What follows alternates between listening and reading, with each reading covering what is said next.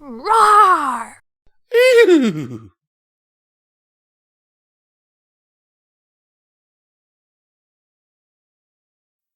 Chapter 21. After a couple stomach-churning seconds of falling in bright green light, the world popped back into view and started spinning. Stephen's head went light, just before his legs went limp and he collapsed to a stone floor. Goodness, I'm sorry. Ernest's voice came to his ears. Was that too sudden? Stephen closed his eyes so the world would stop spinning in order to ensure that his stomach stayed in place. He clutched at it and curled into a fetal position. I don't feel good. He groaned. 2 iron horseshoes pressed against his back and rolled him onto his stomach. One hoof pressed his head down with surprising gentleness, while another repeatedly stroked from the middle of his back up to his neck. Relax, take deep breaths through the nose, and allow me to help. Ernest instructed. Neither of us will be happy if you get sick here. After realizing that Stephen would not resist, Ernest removed his hoof from Stephen's head and continued rubbing his back.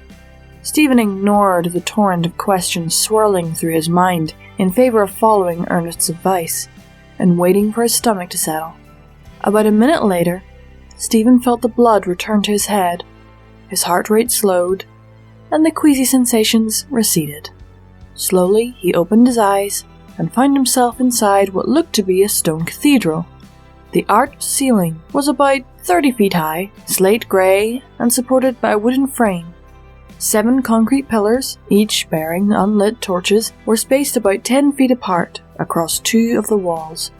The walls were comprised of perfectly shaped brownish-greyish bricks that looked like lakeside bluffs. Each brick was about as long as Stephen and half his height.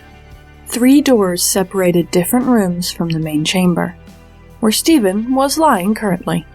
The wall to Stephen's left had 5 tall windows that were elevated a few feet from the floor and spaced in between the pillars. The wall on Stephen's right was littered with drawings, notes, schematics, cluttered desks, and a tome filled with books. At the opposite end of the building stood 3 large statues, each of which looked familiar to Stephen, but his mind, in its exhausted and dizzied state, went blank as he tried to place them in his memory. Welcome to my humble abode. Have you recovered? Stephen turned his attention back to Ernest and got to his feet. What's going on? Where are we? Why'd you bring me here? Stephen stole a second glance at the artifacts behind Ernest. He felt the gears of his mind turn back to place, and he recognized the statues from Twilight's book. On the left, atop a marble pedestal and inside a crystal triangle, sat a crystal eye with a dark purple orb as its pupil. The Eye of Chorus. The marble pedestal in the middle held a statue of a stone pegasus stallion about to be crushed under the weight of a large blue sapphire, the globe of Atlas. On the right, a third marble pedestal bore a stone right triangle and a stone pony using his head to push a larger orange crystal ball up the hypotenuse, the stone of Cyphorus. The statues were lined up on what looked to be the building's 4th wall that had been lowered to the ground using a gear and pulley system with heavy chains, thus granting a view of the sparkling blue ocean that lay beyond the cliff where the building had been perched. Stephen's eyes narrowed on Ernest and he inhaled deeply. Ernest reached out with a foreleg to signal Stephen to settle down. Please be calm, and I'll explain everything. Stephen pointed at Ernest. This is your doing! He shouted. Indeed, but if I may have a moment. You sent that freaky unicorn to steal all those artifacts! Stephen interrupted. In a manner of speaking, but... Why the heck didn't you tell me when we met in Ponyville? Please understand that... Stephen angrily paced the floor in short laps. I've been all over Equestria while waiting to figure out who cast this stupid spell on me, and you could have said something a week ago! The timing just wasn't. To think of all the terrible things I could have avoided! Stephen punctuated his roar by glaring at Ernest as hard as he could. Ernest's expression had grown cold. Are you quite finished? I don't know! Stephen threw his front legs in the air and came back down on all fours. With that, Ernest took a deep breath and closed his eyes. His horn glowed for a moment before his whole body turned a bright white. A green aura engulfed his body, and when it subsided, Ernest had become slightly taller, more muscular, and his horn gained about 3 inches with a curve. A large black gemstone had appeared in the cleavage of his vest. When he opened his eyes, revealing 2 slit pupils, a glowing iris, Stephen felt his eyes go wide as he muttered, "You're the thief." Stephen's revelation suddenly brought several facts to light, such as this was the unicorn who could not only lift a piece of Stonehenge with his mind, but could also break the magic of the most powerful unicorn and probably knew pony karate. This was the same pony that single-handedly defeated platoons of soldiers without so much of being seen. This is the same pony that not 48 hours ago gave Applejack a concussion for standing in his way, and was moments away from doing the same or worse to Stephen, but stopped for reasons still unknown.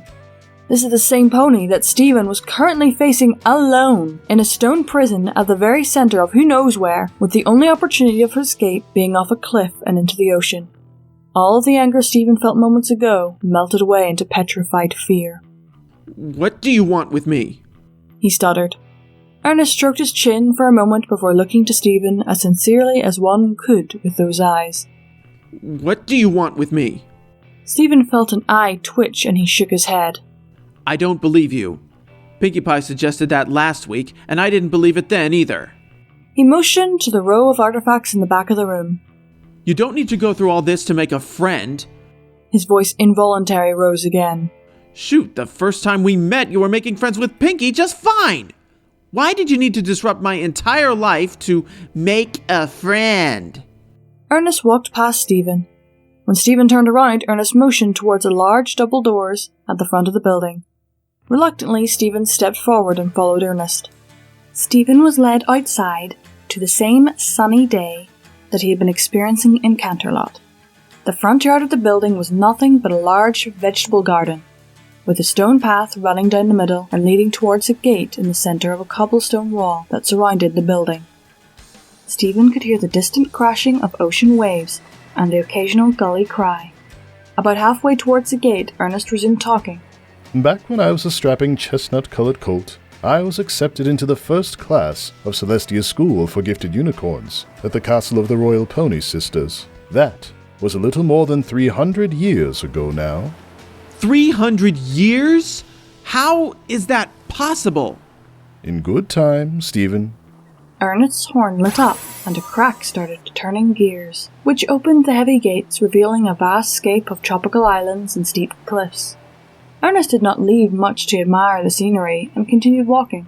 Through determination, and with the help of my sister, I cleared the princess's curriculum in half the time as my peers, and became the first to master my magical talents, involving engineering and architecture. You have a sister? In a way, yes. I don't know if this is still the case, but one of the entrance exams we received was to hatch a dragon egg. Actually, I think that's still true. Really? Stephen nodded. Celestia's current student has a baby dragon living with her. Good for her, then. Conjuring enough power to hatch a dragon egg is no small task.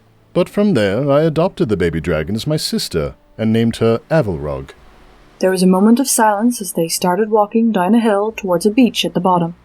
Anyway, in order to ensure my talent reached its full potential, Celestia took me under her wing as her first apprentice. Ernest stopped, turned toward the edge of the cliff, and gazed out towards the sea. I was honored beyond all words, but this honor only grew as time went on, and we became more than student and teacher. We confided in each other. The trust we gained for each other helped her push me to my full potential, as much as it helped me push myself. I simply had to get better and prove myself worthy of her time. Ernest's expression lit up as if he'd remembered something important before he turned to Stephen. Tell me, have you ever heard the story of Nightmare Moon? Actually, I heard all about it just a couple days ago. Good then. Ernest looked back to the ocean as a breeze rolled in from it. After breathing in the fresh ocean air and letting it flow through the mane, he continued. When Celestia confided in me, I learned even in all that time she had not fully recovered from the regret that inevitably comes with having to battle one's estranged sister. I also learned that the Everfree Forest was encroaching on the castle, bringing its numerous dangers with it. Then I started seeing the castle in a different light. Reminders of those in the royal family who were gone, and the time spent together were everywhere. Wild monsters were threatening the livelihood of the castle's residents with increasing frequency. So, what did you do? Stephen asked, raising his eyebrow, when the corner of Ernest's mouth rose into a small smile and quickly fell. The time came for me to repay Celestia for everything she had done for me, and to prove to her that I was worthy not just as an apprentice, but also as a close friend. With these things in mind, I gave her the only thing a supposed master of architecture and engineering could give. What was that? Stephen asked as he followed. Ernest gave a proud smirk. I built her a fortress, unlike any other that Equestria had seen, in aspects of size, placement, design, tactics, function, and aesthetics. But above all, it was a place where the beloved princess could have a fresh start as monarch of Equestria. It was a place where her loyalist subjects could live with her in peace and prosperity. I realize now that it wasn't the best I could do, but Canterlot has held up surprisingly well. Stephen raised an eyebrow. Canterlot? Ernest nodded in response. You built that as a gift to the princess? There is not one brick on that mountain that is out of place from my design. How? Stephen asked skeptically. Ernest stopped walking as he reached the gate. Evelrog has always been a great source of strength for me. At first, she merely kept me organized and ensured that I was always prepared. Then, as time went on, she started to grow, and her physical strength rivaled that of my magic. We became the most efficient team on any construction site. But there was a price. Ironically, a mature dragon is not nearly as civil as a baby. Eventually, their nature takes over. It started with small tools or bricks going missing. I figured she was merely trying to build something herself. Then, it turned into such greed and thievery that servants and citizens alike were complaining. When I tried to confront Evelrog about her hoarding, she grew to her full size and started acting like it. Ernest closed his eyes and the tone of his voice dropped even lower than it was naturally. There is no way to stop a fully grown rampaging dragon. She was going to bring down the whole city. The royal guard neutralized the threat. Ernest's head lowered and his ears went flat. I learned Celestia's pain that day. Stephen took a big gulp and choked out. I'm so sorry. Don't be. You had nothing to do with it. Ernest perked up slightly. Besides, in her last moments, Evelrog apologized, wished that I finish our projects, and gave me her greatest gift. What was that? Ernest placed a hoof on the black gemstone on his chest. I discovered that when a dragon dies, their heart becomes the most precious gemstone in the world. I combined this with the fact that gemstones can be used to supplement magical energy, and theorized that a pony could gain a dragon's powers if they used a heartstone. But I feared that if others knew this, the consequences would be dire. After years of secretive research and training, I fused with Evelrog's heart and gained her longevity. Ernest raised his head back upright and gave a chuckle, looking into Stephen with his snake-like eyes. As you can see, this brought about some other, more apparent transformations. So what happened next? Stephen asked. With the prospect of serving by Celestia's side and being there for her forever, I designed her a palace that would make Canterlot look like this ramshackle hut in which I live. Why would you want to do that? Canterlot is amazing. Ernest rolled his eyes. Canterlot is all right. It's the best in Equestria, but it is still far from perfect, hence my fixing the ceilings on the museums I visited, and therefore not worthy of the princesses. Ernest lowered his eyes and clenched his teeth as he walked back through the gate. But the princess declined my proposal, believing it to be too harmful to the country. You didn't agree, did you? I tried to reason with her that it would be worthwhile once the whole kingdom was safe, where the dangers of the wilderness and alien invaders couldn't reach the peaceful populace of Equestria, or that only perfection was worthy of a princess like herself. Instead, she rejected me as her student, and said I may return when I understood what's truly important. So you've been living in exile ever since? Ernest stopped walking halfway to the building and turned to face Stephen. It's the only thing Celestia has ever been wrong on. What's important is making all of Equestria safe. As its only leader that has ever been willing and able to do so, she deserves only the best in return. I don't know what the princess believes could be more important than that, but she will realize I'm right when she sees her perfect palace. Turning around, he continued walking. I lived in the wilderness, surviving off the land and defending myself against the many creatures I seek to protect my fellow equestrians from. Of necessity, I learned a variety of survival skills and combative magic. All the while I searched for the resources needed to build my design. When I found what was here, at the Galloping Ghost Islands, I built my home using rocks from the cliffs, planted my garden, and my plan came together. How so? Stephen asked. I would have to find a way to import the resources I need from around the world. Ernest directed Stephen inside the building and to his drawing board. Sketches, schematics, and floor plans of both the inside and outside of his masterpiece covered the wall. 3 desks were cluttered with quills, notes upon books, rough sketches, and various measuring tools. Ernest directed Stephen's attention to the largest of the schematics, a poster that was nearly 20 feet long and 10 feet high. I call it Realm of Spirits, Pandemonium. Then Ernest pointed to a long glass case that hung next to the painting. Various rocks and materials were placed in its shelves and labeled with the same symbols that were scattered around different areas of the blueprints. This is Pandemonium's legend, said Ernest. It shows everything I'll need to build it. I keep a notebook listing where in Equestria everything can be found. Stephen's eyes skimmed over the drawings. It was certainly a magnificent design. The palace featured canals, a wide moat, high-rising walls that were topped with what appeared to be gold, held up by elaborately designed pillars and decorated with statues depicting various beasts of legend. Most of the palace would be constructed with the same type of rocks used for Ernest's house. One drawing depicted the palace from afar and showed how it would be nestled in between the faces of several mountains. Then Stephen's eyes wandered to the scale and widened as his head calculated the size of the palace. Ernest! He gasped, double-taking to make sure he was reading the scale correctly. This thing's area is 100 square miles and 2 miles tall. You can't build this. I feared the same thing for the longest time. Since Celestia won't grant me what I need, I had to wait until I found another way. Allow me to show you the fruits of my research. Ernest led Stephen to the back of the room where the statue stood on the open wall and overlooked the ocean and islands beyond. These statues have been uncovered by archaeologists, one at a time, over the last 70 years. Historians have deciphered their powers and purposes from their names. Individually, they grant strength to any spell, hold it forever, and bring knowledge of anything in existence. Together, they hold the seals to that gate. Stephen lowered his eyes to the beach, but he never found what Ernest was pointing at. Instead, he shrieked and ran back inside, only to be grabbed by Ernest's magic and placed back where he was. Stephen's legs quaked as his eyes were instantly drawn back to what appeared to be a giant, black, 3-headed dog that rested on the sands below, chained to an exceptionally large doghouse. What is that thing? Stephen shouted. Cerberus is no concern of ours. Look into the ocean where I'm pointing. Stephen looked again, just beyond the surface of the water. He could make out a set of giant black double doors, which seemed to have a frame made of mammoth's bones. The top were adorned with what appeared to be a giant skull of a bull with one exceptionally long fang. The top of its head bore antlers, one of a deer and another of a gazelle. That gate is going to help you? Indeed.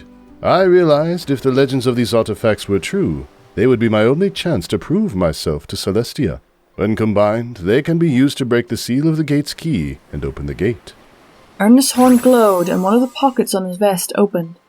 A large yet ordinary-looking golden key floated from his vest and hovered in front of Stephen's face.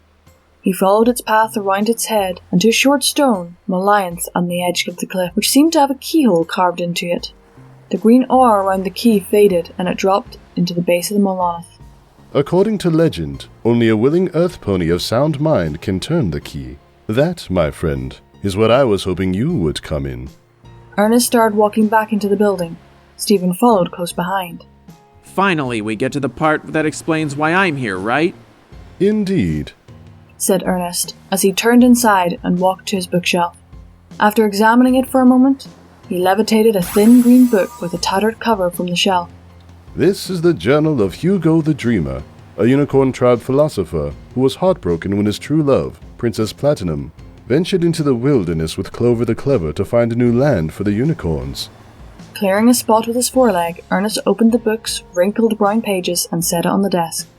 His journal speaks of needing to stay behind to care for his sick mother.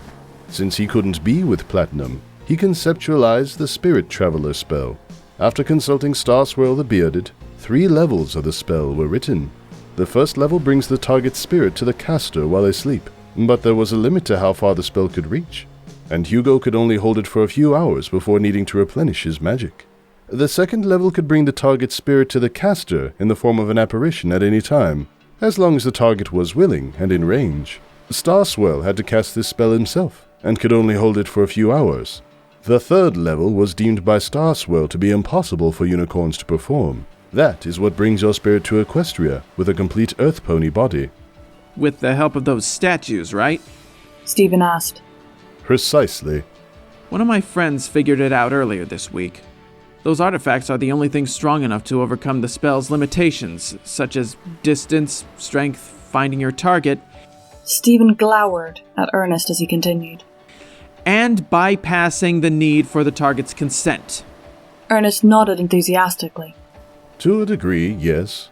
But it turned out that I could only bypass your consent if you weren't conscious. So, the spell was only able to take hold when you fell asleep. The only thing that stopped Stephen from losing his temper was this conscience reminding him of how strong Ernest was, and that losing his temper might provoke a demonstration of said strength. After a few deep breaths, Stephen clenched his teeth and asked, Earth ponies are not exactly rare in Equestria. Why did you need me? Because no pony here in Equestria would be willing to turn that key. If they were, they'd probably be insane. Either of these circumstances would violate the enchantments that were placed on the gate key. I needed someone from a world that shared my love of advancement, so they would be able to understand my plan to honor my beloved princess, and make all of us subjects safe under one roof. Your world has everything I've ever wanted to see. Giant palaces, cities that touch the sky, high-speed trains, flying machines, and... Do you have any idea what you've done? Stephen interrupted, when his ire finally exceeded his desire to be polite. Come again? Stephen tried desperately not to snap at the potentially dangerous unicorn. With all due respect, Ernest, do you know what being awake for 2 weeks straight does to someone? You've been awake since I cast the spell? Yes! Stephen unintentionally shouted. Ernest rubbed his chin. I see. Another notebook and a dipped quill floated up to his head. The quill started scribbling on the notebook's pages while he spoke.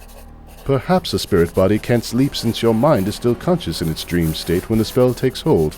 I'll have to make note of this. I can barely hold a train of thought because of you. But your spirit body and original body are connected. So, if one body doesn't rest, then the other won't be rested either. Stephen's leaking dam burst. With eyes clenched shut and his head lowered to the ground, he started pacing again. The woman I had hoped to spend the rest of my life with left me because of you. Ernest set down the quill and notebook. Please understand that you're an experiment. Since no pony has ever cast the spell's third level, there were factors I couldn't know about. Stephen wasn't listening. Do you have any idea how difficult it is to find a job that pays well enough to live off where I'm from? I have to go through that all over again because of you. A hardcover book slapping the side of his head interrupted Stephen's rant and sent him to the floor. Pull yourself together. I can't use you if you go daft on me. Ernest offered a foreleg and helped Stephen to his feet. I had no way of knowing how the spell would affect your body. I also had no way of knowing the space-time factors that came with trying to bring your physical spirit body to me. So I miscalculated the distance and spent days searching for you in the Everfree Forest before meeting you in Ponyville. If you want your ordeal to end, I shall reverse the spell once I'm done with you. Stephen sighed and got to his feet. Silently, he walked over to the monolith that Ernest followed close behind. Stephen examined the key for a moment as it lay at the base of the monolith. Then he turned to look back at Ernest. You said I have to want to open the gate in order to turn that key, right? Smiling, Ernest gave him an encouraging nod, and Stephen turned back to the key. All he had to do was grab it, and he'd be on his way to solving all his problems. Stephen slowly reached down and gripped the key in his mouth. It felt familiar to holding a 9-volt battery on his tongue, but he toughed it out with the promise of going home in his mind. After gazing at the monolith one more time, he tossed the key back to Ernest, who caught it in his mouth. I don't think you have any use for me anyway. Ernest looked Stephen questioningly. Your little miscalculation ruined my life, and I've been told that whatever you wanted could put Equestria in danger. Then you bring me here and show me that your goal is being guarded by whatever that thing is down there. Seriously, what's going to stop it from tearing us apart for trying to open the gate? Ernest perked up. Yes, Cerberus. Thank you for reminding me of that. One moment, please. Ernest seemingly blinked out of existence in a flash of green sparks. Stephen looked around in confusion before 3 dogs started barking loud enough to hurt Stephen's ears. Pinning his ears back, he looked down to the beach below. The 3-headed monster was barking and howling at Ernest, who had appeared just outside the reach of Monster's leash. On either side of Ernest there was a rubber ball and a cannon. Both items were at least twice the unicorn size. Ernest seemed to be bouncing back and forth, playing as Cerberus barked at him. Suddenly, the large rubber ball floated into the cannon, and Cerberus' leash broke off the giant doghouse. And Stephen barely heard Ernest shout, "Go get the ball." A split second before the sound of a cannon report shook the building and sent the ball clear off the horizon. Stephen watched speechlessly as Cerberus gave chase across the island and into the water. With a flash, Ernest teleported back to Stephen's side. As I said, he is no concern of ours. Ernest boasted before playfully nudging Stephen with an elbow. The last time I did that, it was 4 days before some pony brought him back. Ernest cleared his throat and resumed his normal demeanor. Now that we're free of his potential meddling, are you certain I can't convince you to turn this key? Not happening, Stephen said flatly. Ernest attempted a pleading expression. You'd be working for the greater good of all Equestria. What could you possibly need beyond a gate like this, anyway? Ernest rolled his eyes with a sigh. If you must know, that is the gate to Tartarus, a prison for ancient monsters. Stephen's eyes widened. I thought you needed something to build your palace. Precisely. It would take an army of ponies at least 200 years to build Pandemonium. I will offer the prisoners of Tartarus freedom in exchange for honoring Celestia with my perfect fortress. With their combined strength and powers, clearing the Everfree Forest and construction of the palace will be done in a fraction of the time. What makes you think these things weren't locked up in the ocean for a reason? What if they can't be reasoned with or controlled? I thought you wanted to protect Equestria, not unleash an army of monsters to pave it over. If they won't cooperate, then I will return them to Tartarus and try something else. Ernest said irritably. Even if they cooperate, what do you think they'll do once they've built your palace and they're free? What's to stop them from turning their wrath right back onto you? Ernest deadpanned at Stephen. They'll have an awful time dealing with Pandemonium's perfect defenses, including a mile-wide lava moat. Stephen double-checked to make sure he didn't mishear what he had just said. A lava moat? What? He shook his head in disbelief. Is that what the moat on the schematics was? Lava? How are you even going to get lava? Volcanus, one of the prisoners. A lava moat is not going to stop the monster that built the lava moat. You're assuming that's the only defense I have. Ernest said irritably. Even on the off chance that Pandemonium is perfect and impregnable, what about the other countries? There are other countries in this world, right? What if these monsters go there and wreak havoc? Ernest's voice started to rise. Then that is their concern. My concern is the citizens of Equestria, and nothing else. Did you ever think that Princess Celestia, whom you love so much, didn't want Pandemonium for the reasons I've just mentioned? What if she tries to stop you? Ernest huffed at Stephen and scraped the floor with the front hoof. Celestia will forgive me and take me back when she and my fellow Equestrians see what I have created for her. Then there's your fellow Equestrians. Stephen continued. Did you ever think that they wouldn't want to uproot themselves to move to your palace? What if they ever wanted to leave? Why would they want to leave? Gosh, I don't know. Stephen said sarcastically. Some people get wander hungry. I have friends like that back home. Despite all the differences, equestrian ponies don't seem to act much differently than people where I'm from. Stephen stopped and caught his breath. Look, your designs are cool, but sometimes these things can go too far, and what you want is simply too big.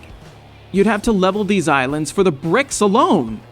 I don't see how it's possible, and ponies here seem to like their lives the way they are.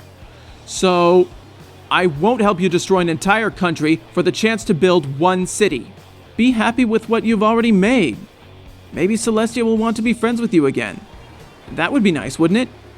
It seems to mean a lot more to you than it really should, if I'm to be totally honest. As for me, I'd appreciate it if you'd just send me home. The key dropped to the floor and there was a long, uncomfortable silence between the two. The ambient noises of the beach below and the ocean beyond filled Stephen's ears as he waited for Ernest's response. All the while he prayed that he wouldn't react harshly to being declined. With clenched teeth, Ernest walked over to the nearest wall, turned and bucked it. Metal on stone rang out in his house as he shouted, "Curse these constant delays!" Stephen's eyes frantically searched the room for either an escape that wasn't off the cliff, or something to defend himself with. Before he could find anything, Ernest came back down on all fours, and with his head hung low, trotted back to Stephen. Stephen's teeth chattered with fear until Ernest glumly said, "Very well." The unicorn's body glowed white, and a green aura engulfed him. When it disappeared, he appeared as a normal stallion unicorn. "I shall return you to Canterlot and find someone else." Stephen almost couldn't believe that for the first time in 2 weeks something looked like it was going to go his way. Really? He asked before internally chiding himself for trying his luck with such questions. "I cannot force you to turn the key, so there is nothing left to be done." Ernest placed a foreleg over Stephen's shoulder. "Close your eyes." Stephen obeyed, and with a spark, he felt the familiar falling sensation taking him.